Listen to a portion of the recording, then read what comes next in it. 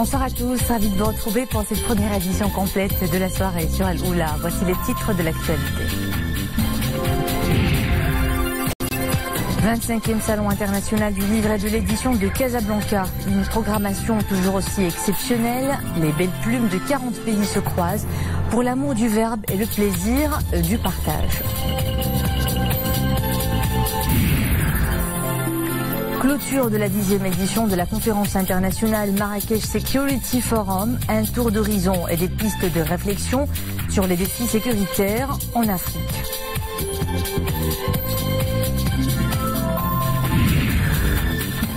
Pollution de l'air et dérèglement climatique, des enjeux expliqués aux plus jeunes au jardin exotique de Bourkna-de-la Salé, un atelier de sensibilisation initié par la Fondation Mohamed VI pour la protection de l'environnement.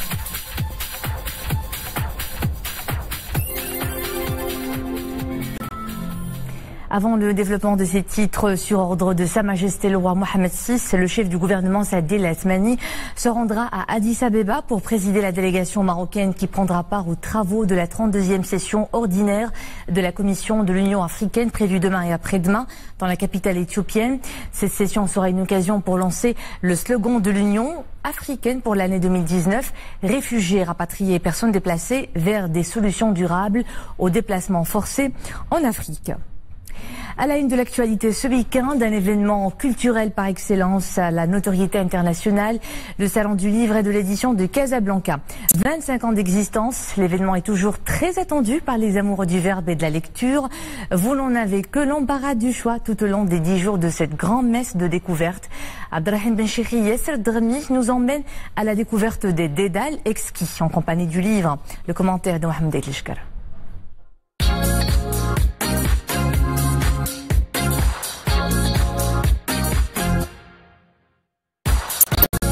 La vie au ciel 2019 est ponctuée de rencontres débats comme ici au stand du CNDH, le Conseil national des droits de l'homme. Hier, avec une table ronde sur les Marocains du monde, des parcours distingués, et aujourd'hui une matinée de sensibilisation des enfants à leurs droits. Non loin de là, un espace réservé aux signatures de livres.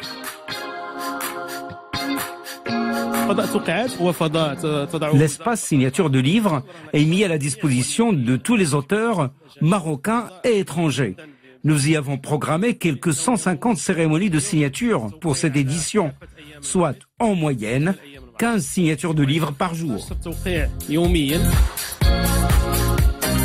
Le ciel est l'occasion par excellence pour les écoles de tenter une immersion grandeur nature de leurs élèves dans le monde du livre. Les enfants qui explosent de curiosité pour la découverte et le savoir.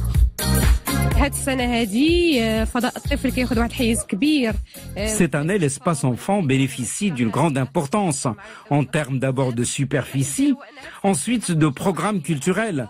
Nous avons plusieurs stands réservés pour rapprocher l'enfant de la lecture et pour stimuler sa curiosité à lire et à découvrir et à s'intéresser aux livres en papier plus qu'aux jeux électroniques.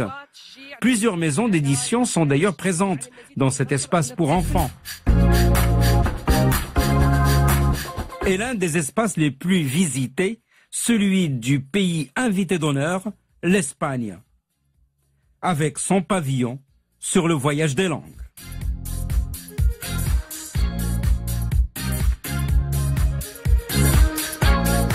Le Ciel 2019 regroupe également des stands de diverses institutions et de plusieurs organismes nationaux qui y trouvent l'opportunité par excellence pour faire connaître leurs activités au service du citoyen. Le programme Riaya continue d'acheminer ses prestations aux populations impactées par le froid et l'enclavement causé par les chutes de neige en montagne. Dans la commune territoriale Sidi El Mersi, province d'Ifrane, une caravane médicale a profité à plus de 700 personnes, tous âges confondus. Ahmed Fadeli et Zakaria Mouqimbillah. La localité est Othman Ould Hsen, dans la commune territoriale Sidi El Mersi. Dès les premières heures de la matinée, les habitants se pressent vers le centre de santé. Une caravane médicale pluridisciplinaire offre des services de soins dans plusieurs spécialités, dont l'ophtalmologie. Les consultations bénéficient notamment aux élèves ce qui permet de diagnostiquer différentes maladies ophtalmologiques. Mes yeux me font mal. J'ai bénéficié d'une consultation. Les médecins m'ont diagnostiqué une allergie et m'ont prescrit les médicaments nécessaires. Un staff sanitaire très important, composé de médecins de différentes spécialités et infirmiers pour assurer des consultations des services de santé dans le cadre du programme national de santé. La campagne est soutenue par un camion mobile équipé par un échographe et un laboratoire. Cette compagnie médicale profite également aux femmes rurales, avec des consultations en gynécologie et suivi de la grossesse, mesure de la pression artérielle et du diabète. Je souffre de migraines, de maux au niveau du dos et du bras. J'ai entendu parler de cette caravane médicale et je suis venu en profiter. On m'a dit que je souffrais de l'hypertension et on m'a donné des médicaments. Il fait très froid dans cette localité, avec des précipitations et des chutes de neige. Je suis venu avec mes 2 enfants qui ont bénéficié de consultations et de médicaments. On espère plus d'initiatives de ce genre. Cette campagne médicale s'inscrit dans le cadre du rapprochement des services de santé des populations des zones rurales enclavées, affectées par la vague de froid. Au total, 680 personnes ont bénéficié de ces services. C'est le plus grand forum continental sur la sécurité en Afrique, le Marrakech Security Forum. On est à sa 10e édition. Le conclave qui clôture aujourd'hui ses travaux a réuni cette année plus de 300 participants de haut niveau pour enclencher de nouvelles pistes de réflexion sur le devenir sécuritaire du continent. Un défi qui s'impose toujours avec acuité. Amina Alam et Mounia Marouche. Renforcer les enjeux sécuritaires à l'ère du numérique pour répondre efficacement aux nouvelles menaces terroristes qui pèsent sur le continent africain. Voilà ce qui domine les débats de ce forum de grande envergure auquel des experts de défense africains et internationaux prennent part. Le continent africain, notamment la zone sahélo-saharienne, souffre d'une recrudescence de la menace terroriste. Pour lutter contre ce phénomène planétaire, nous devons bien analyser et étudier cette question de grande complexité. Renforcer la coopération internationale en matière de sécurité, mais également examiner les moyens de redynamiser la croissance économique du continent. Avant tout analyser la menace, quelles sont les menaces qui sont là. Il y a des menaces sécuritaires, il y a des menaces économiques, il y a des menaces démographiques, écologiques, toutes sortes de menaces qui font une sorte de polygone de crise que nous avons aujourd'hui sur place dans la région. Sur la sécurité, les propres pays africains ont décidé de créer leur force conjointe que l'Union européenne et la communauté internationale appuient. L'Union européenne spécialement quand elle a organisé la conférence de Bruxelles il y a une année justement en 2011 pour le financement de cette force conjointe. Il faut également assurer sa pérennité, la pérennité de son financement. Capitaliser sur les acquis des uns et des autres face aux nouvelles formes de menaces, l'engagement du Maroc dans ce sens est sans faille. Depuis 2002, les services de sécurité ont démantelé un total de 185 structures terroristes et procédé à l'arrestation de plus de 3000 éléments présumés terroristes.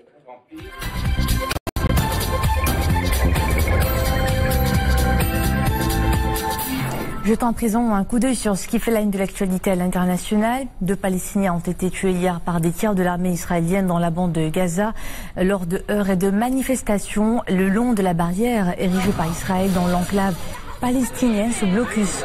Les 2 victimes ont été tuées à l'est de Khan Younes et à l'est de Gaza. 17 autres Palestiniens ont été blessés par balles le long de cette barrière. Le 2e sommet Trump-Kim se tiendra à Hanoï et c'est le président américain qui l'annonce. La capitale du Vietnam accueillera donc un 2e sommet historique entre le président américain et le dirigeant nord-coréen à la fin du mois. L'émissaire des États-Unis pour la Corée du Nord, Stephen Biegun, vient d'achever une visite de 3 jours à Pyongyang, destinée à préparer cette rencontre. À ce jour, les 2 dirigeants avaient signé une déclaration très vague en faveur de la dénucléarisation de la péninsule coréenne, mais aucun progrès n'a depuis été réalisé. Retenez maintenant ce chiffre, 500, c'est le nombre de victimes de l'épidémie de fièvre à virus Ebola en 6 mois dans l'est de la République démocratique du Congo. Il s'agit de la 2e épidémie la plus virulente de l'histoire, après celle qui a tué plus de 11 000 personnes en Afrique de l'Ouest en 2014. La ville de Beni est la plus affectée, une région en proie à la violence des milices armées sur les civils, ce qui complique davantage la riposte sanitaire. Les tensions toujours aussi vives au Venezuela. Nicolás Maduro reste ferme sur ses positions. Il menace de bloquer l'entrée de l'aide humanitaire internationale envoyée par plusieurs pays, dont les États-Unis. Et pendant ce temps, l'opposant Juan Guaidó, reconnu comme président intérimaire du Venezuela par une quarantaine de pays, promet de tout faire pour que Maduro quitte le pouvoir. Guaidó se dit prêt à tout, y compris à autoriser une intervention militaire des États-Unis pour chasser Nicolás Maduro du pouvoir. Cependant, il se prononce en faveur de solutions qui entraîneraient le coût social le moins élevé pour parvenir, selon lui, à des élections libres.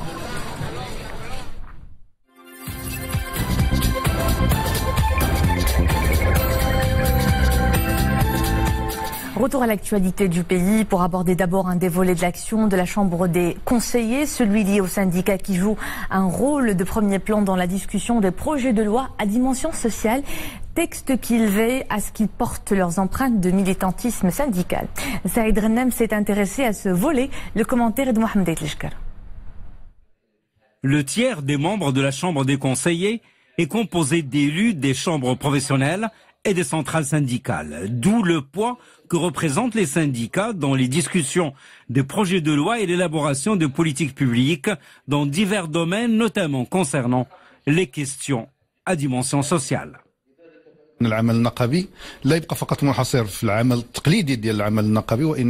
L'action syndicale ne se limite pas au militantisme traditionnel. Aujourd'hui, le syndicat prend part à la discussion des textes législatifs lors de leur préparation au stade de projet. Ceci permet de donner une empreinte syndicale et sociale au projet des textes législatifs. Et ça, c'est très important. Un grand nombre de projets de textes de loi sont prioritairement discutés au niveau de la Chambre des conseillers où les organisations syndicales sont représentées. L'action menée en faveur des salariés se fait à deux niveaux. D'abord, lors de la discussion des projets de loi. Les débats les plus intenses se font au sein des commissions de la Chambre des conseillers. Les syndicats sont très actifs dans ce domaine. Le deuxième niveau, c'est le contrôle de l'action gouvernementale à travers les séances hebdomadaires des questions orales. 50%, la moitié des questions posées aux membres du gouvernement, les par des syndicats. Les syndicats détiennent en effet une vingtaine de sièges à la Chambre des conseillers et ils imprègnent les projets des textes législatifs de dimension sociale. Les centrales syndicales représentées au sein de la Chambre des conseillers axent leurs actions sur les grandes questions sociales, particulièrement en ce qui concerne l'éducation et la formation, ou encore l'enseignement, la santé, l'emploi. Les syndicats sont également actifs dans la défense des intérêts des travailleurs et des salariés, à travers le dialogue social qu'ils encouragent pour qu'il aboutisse. Les centrales syndicales jouent ainsi un rôle central à travers leurs interventions au sein de la Chambre des conseillers dans la traduction des aspirations de la société en texte de loi à dimension sociale. La protection et la sauvegarde du patrimoine matériel et immatériel de la ville d'Essaouira au centre d'une convention de partenariat signée hier à Rabat. Cela passera par l'élaboration d'une charte internationale pour la conservation et la préservation de ce patrimoine qui sera baptisée la charte d'Essaouira. Et ce beau projet est porté par plusieurs partenaires, en tête l'agence urbaine d'Essaouira, l'association Essaouira Mogador et la faculté d'architecture de l'université La Sapienza de Rome. La future charte suscite bien des aspirations de la part des Soueri, dont André Azoulay, conseiller de Sa Majesté le Roi et président fondateur de l'association Essaouira Mogador. Nous l'écoutons. Pour nous, Soueri, c'est un moment historique. La charte d'Essaouira qui a été élaborée ce soir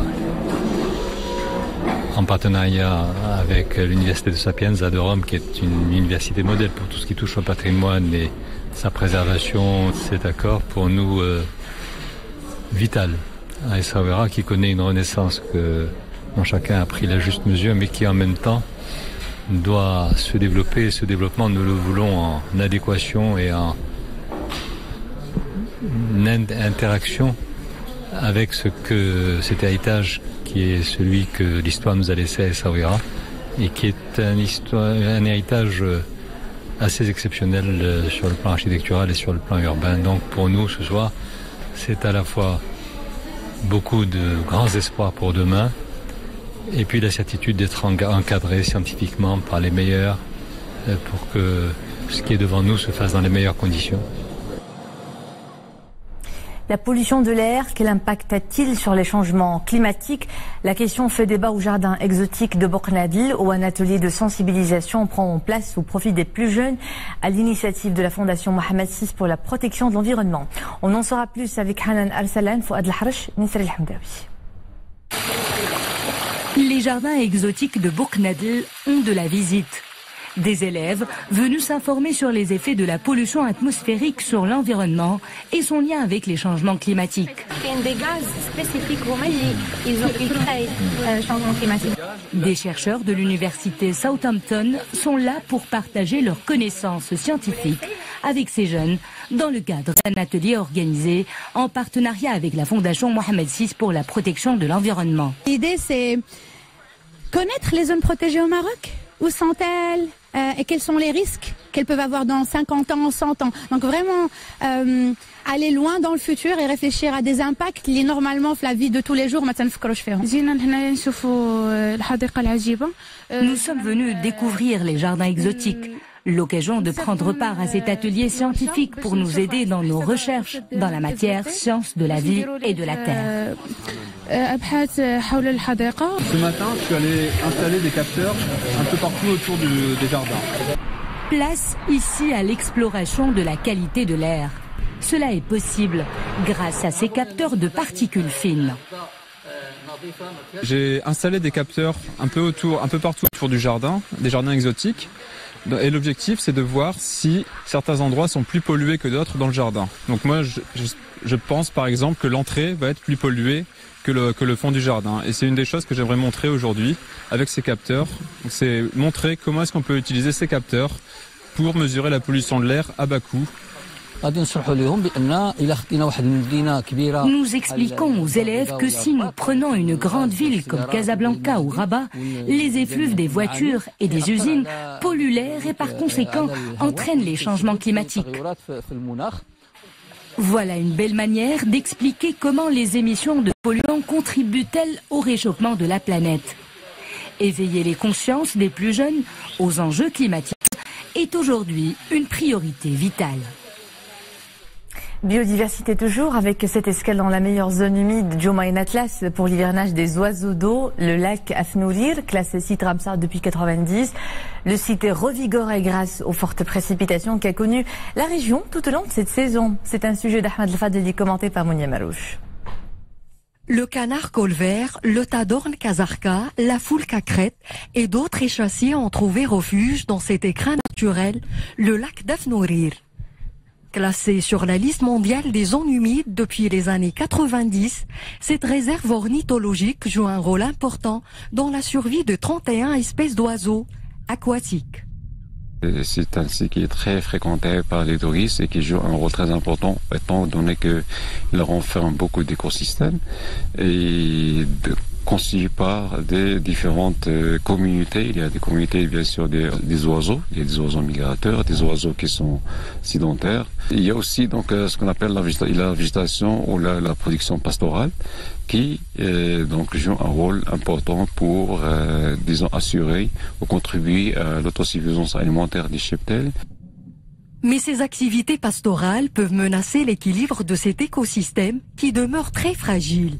Donc concilier entre aménagement d'agglomération et valorisation de cet espace vert s'impose. Plusieurs actions ont été mises en œuvre dans ce sens. Le Haut Commissariat aux eaux et forêts et à la lutte contre la désertification a procédé au repeuplement piscicole au niveau de ce lac, afin de préserver son équilibre naturel. Si les forêts représentent le poumon de la planète, les zones humides en jouent le rôle de filtre des reins. Dans le cadre de la stratégie pour la protection des zones humides, 20 sites avaient été inscrits entre 2005 et 2014 sur le site des sites d'intérêt écologique et biologique. 30 sites supplémentaires sont prévus à l'horizon 2024. Et c'était le clap de fin de cette édition. Merci à vous de nous suivre. L'info est de retour avec Mohamed Reda Labidi à 20h30. Passez un agréable week-end.